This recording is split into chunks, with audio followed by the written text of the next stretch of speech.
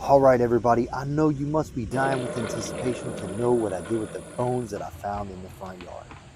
So if you saw part one of this bone video, you know I found a bunch of bones in the yard, took them up to the shop, had no clue what to do with them, sifted through them, found a couple, and I had a bit of an idea strike me. So I put all the bones I didn't want to work with to the side, and the ones I wanted to work with, I got to scrubbing and cleaning on.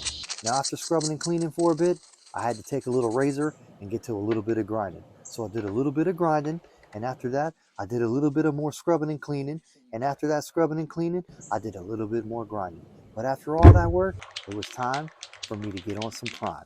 So I took out that gray primer and I hit my bones up with some primer. Now you can see these bones are pretty lightweight and they were getting blown all over by the paint. But that's all right. We got our primer on and then we came back to make everything right with that 2 times white. So we put a couple coats of the white paint on and we let that dry up nice and lovely. And once our bones were all dry and looking all white, we took them inside and we got to work with a couple of these Sharpies you see right here. Now, as you can see probably by now, I have turned these bones into a couple skulls, grinded out some teeth, and I didn't even have to put the eyeballs in there. I just figured I'd take this Sharpie right here and I would darken up the teeth that I grinded out and go ahead and blacken out them eye sockets. And then I decided, let me go ahead and put some cartoon work around the bones where, as you can see, these arms and legs are going to connect to the torso and the torso to the head.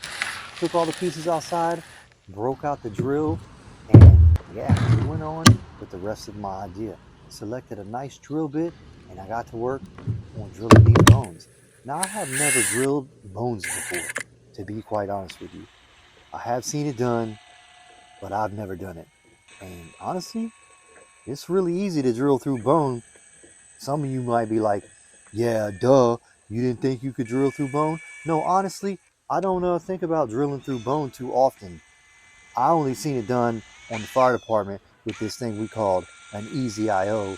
And basically the person was really unconscious and we would drill a needle into their bone. So that's how I've seen it before. Never done it personally, but I've been right there watching the paramedic do it. Anyway, that to the side, I drilled through every little bone piece with the smallest drill bit I had, by the way. Now, when I got on to further on in my project, I have to do a little bit of making the holes bigger. So I selected a bigger drill bit and I got the holes a little bit bigger, but that's for down the line. Drilled out all these holes and then it was time for me to make my first little man stick together. So with the first little guy, I decided to take some fishing line and string up my guy through the fishing line. And the idea was that old boy was going to kind of like dangle around on the fishing line. So got them kind of together, put them to the side, and I decided I'm going to go to work on the other guy, but at a different approach. So got me some copper wire, and I started to run the copper wire through the head, and then I added on the torso. Once I did that, set it to the side, cut me some more copper wire out. Now, I did have to re-drill some holes because I had to get in behind the copper wire because it didn't work like the fishing line, which was thin, and I could run 2 pieces of fishing line to connect all the extremities. So after I got me a couple more holes drilled for the copper line, I put the extremities on, and then I got everything locked into place. Now, my preference on the 2 people that I created, or the 2 little bone men that I created, was this copper guy was kind of my favorite.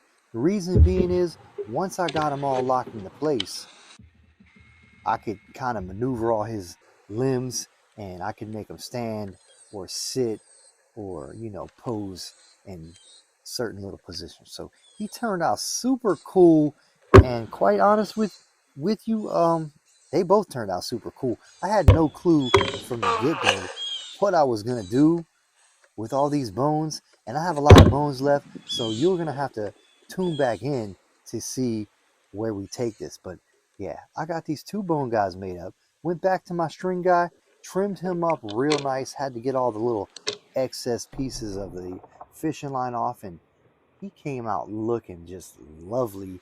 And once that was all said and done, we had our 2 bone guys. Here's my guy sitting. Now I can pose him however I want. He's the one with the copper wire. And then I had a string up guy that was his little buddy. And what I decided to do was I took this string up out here and I hung him in my rearview mirror because why not? He's super cool. And then this other guy that poses, I put him in the kitchen. And if y'all don't like what I did, I could always put him in a bowl or a dish and make a wish. Make sure to subscribe and have a stellar day.